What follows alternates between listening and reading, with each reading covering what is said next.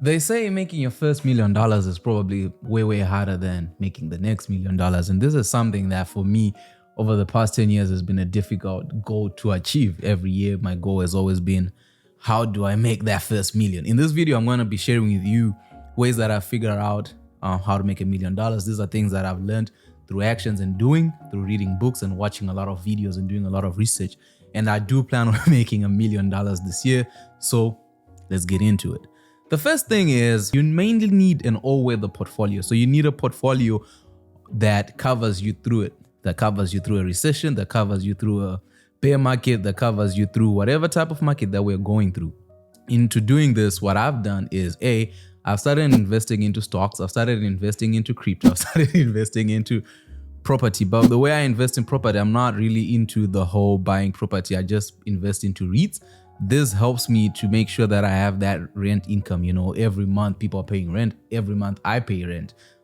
Getting into property management is not something that I'm into. I know a lot of people say get into real estate, but getting into real estate means you're getting into property management. That's just a lot of headaches. So for me, the alternative was just to get into REITs, and then once you start investing in things like this REITs, this just help you to have the same income and have that money. But the thing with the stock market is the more money you put in, the more money you make. And the second thing that I've learned is something that I learned from Elon Musk, which he calls the first principle. And then I think it's also important to reason from first principles rather than by analogy.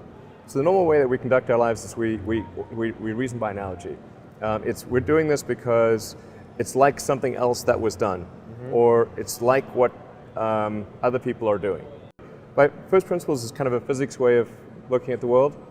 And what that really means is you kind of boil things down to the most fundamental truths and say, okay, what are we sure is true, or as sure as possible is true? And then reason up from there. That takes a lot more mental energy. The first principles is a foundational proposition or assumption that stands alone. We cannot deduce first principles from any other proposition or assumption. Aristotle's writing on the first principle said, in every systematic inquiry where there are first principles or causes or elements, knowledge in science results from acquiring knowledge of these. For we think we know something just in case we acquire knowledge of the primary causes, the primary first principle all the way to the elements. So essentially what this means is if you want to be a millionaire, right? You have to think about it. Why do I want to be a millionaire? How can I become a millionaire? And then it means every decision you're making is starting from there is no knowledge prior. There is no zero.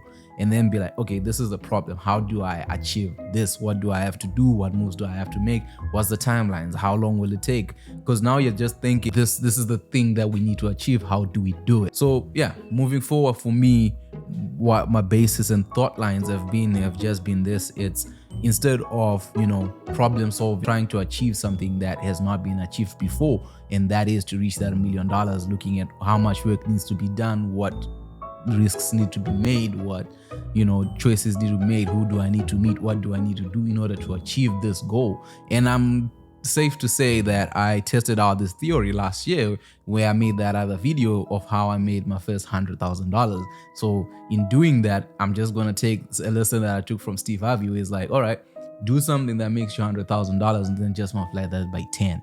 The third thing that I'm implementing is utilizing the strengths of others. So one thing that I learned last year is by doing things by myself, I can only go so far. I'm only skilled and talented as much as I can. You cannot be a jack of all trades. You can only be good at one thing. There are many areas of my life where I've started to implement and started getting help from other people. Number one, in my video production business, I recently employed a salesperson because I knew that I'm very good at marketing. I'm very good at creating propositions and creating solutions to problems, but I'm not really good at sales. I'm not really good at convincing people to buy an idea from me. Like, that's not something that I'm good at. I'm good at bringing people to the river, but I'm not really good at convincing people to drink the water from the river, if you know what I mean. So in order to do that, what I've decided to do is find people who are good at that and put them in a position and give them the structure that allows them to flourish. I'm good at creating systems. I'm good at solutions. I'll find someone else who's good at this. When it comes to editing, I'll find someone who's good at editing when it comes to this.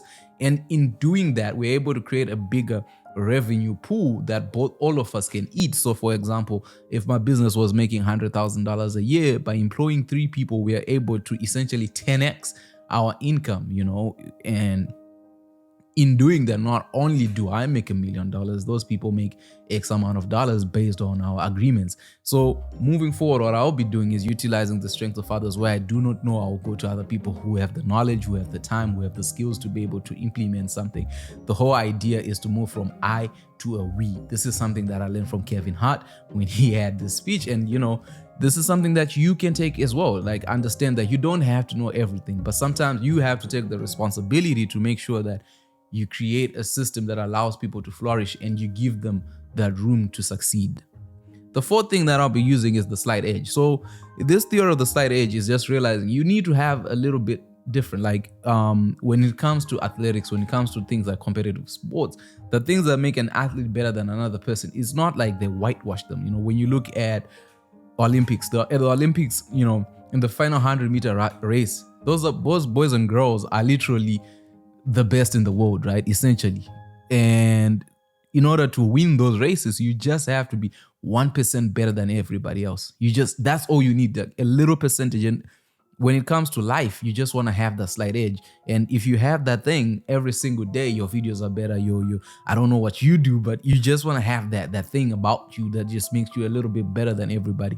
And that thing compounds. So if every day you can just do 1% better, 1% better, 1% better. I read a thing where they said if you read a page a day of a book, by the end of the year, you've read 365 pages. And that's essentially probably 2-3 books that you've read in a year. That's the same thing. Like, you just want to have a slight edge over everybody in everything that you're doing. If people catch up to what you're doing, just improve a little bit better, and become better. The fifth thing is tapping into my money-making superpower. So for me, I realized one of my biggest skills, like I said, is marketing, but also is video editing. This is something that I do. This is something that I enjoy doing, sitting down and crafting stories.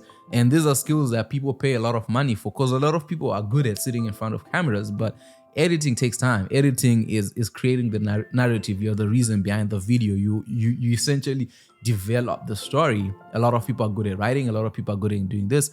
And the thing is, what you have to understand is what's your superpower, what's your money-making superpower. There's no problem with being good at operating a camera. There's no problem with being good at writing stories. There's no problem with being a great accountant. It's once you know what your superpower, what your cash cow is, you want to tap into that. Once you tap into that, it generates a lot of revenue for you, because a lot of people will pay for things that are simple for you. Like, I know when I was making music, you end up having templates and you're like, oh, you gonna pay me this? Like, someone will be like, yeah, I'll pay $500 to record a song. You're like, you gonna pay me $500 for something that takes me 30 minutes to do?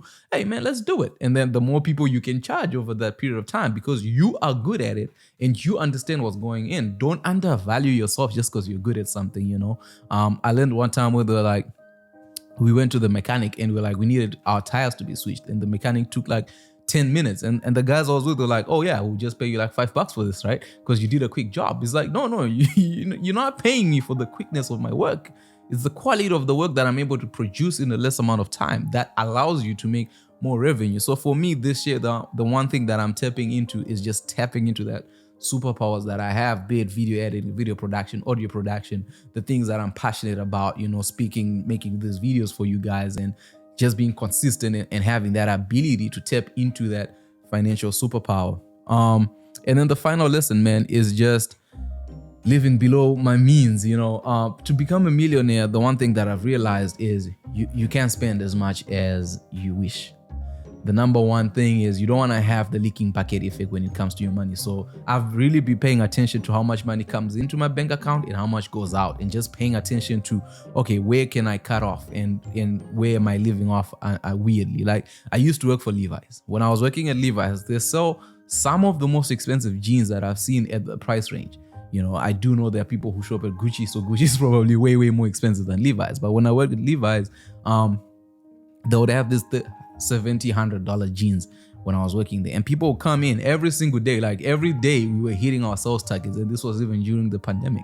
And what this did for me, like, it was shocking. Like, I didn't believe this. I'm like, how many jeans do people need to buy? I worked at this place for 3 months. It's packed for those 3 months. I'm like, how many jeans do you people need? And you'd find for some people, like, they were living beyond their means by purchasing these things that you don't really need. And for me, what I've done is essentially understood what I'm trying to achieve. I'd rather have $1 million than have $1 million of things, in having things that I don't need and not being able to pay for my rent and stuff like that. I've scaled down in terms of the car that I drive. I used to want to get the Range Rover, but that one was going to cost me almost $1,400 a month to pay in car payments. Right now, I just drive a car that costs me $300 a month. My total expenses right now, they total to around like $2,000, and that's just because I live in an expensive city. But the main thing is, in living within the city, I live within my means. I live within the income that I earn, and I try to make sure that I don't spend more than 50% of how much I earn in a month. So the big chunk of my money goes out to my rent, which can be higher if I stop living within my means, and I don't want to do that. I want to have $1 million and give myself the opportunities to know that I'm living in this area by decision, not by how much I earn. And I truly do believe in this. I truly do believe that we can all be millionaires. I do believe that in a society we also need, if you're a Christian, in the Bible says the poor will always be among us. Just don't be one of them, And I don't choose to be part of that, because I do believe once you have money, you're able to create opportunities not only for yourself, but for other people. And there's all if you've been a fan of this channel from day one, you know that my goal is to be a filmmaker. So essentially, all that $1 million that I'm working for is just to put it in my movie and see where we go. So I hope you learned something from this, man. I'm really working hard on becoming a millionaire before I get older, and because like Nipsey Hussle said, millionaires was for young. That's the goal. That's the idea of what we want to be. To live a life whereby we're financially free and we're not construed and held down by those with money who just would like to abuse us. Especially if you're a creative person, you don't want anybody owning the things that you make. We work hard for these ideas. We do a lot of work to achieve the things we do. If you need help setting financial goals, I made a video over here that you can check out. If you need help understanding some of the financial mistakes that I've made that can help you avoid them, then check this video over here. I'll see you guys in the next one.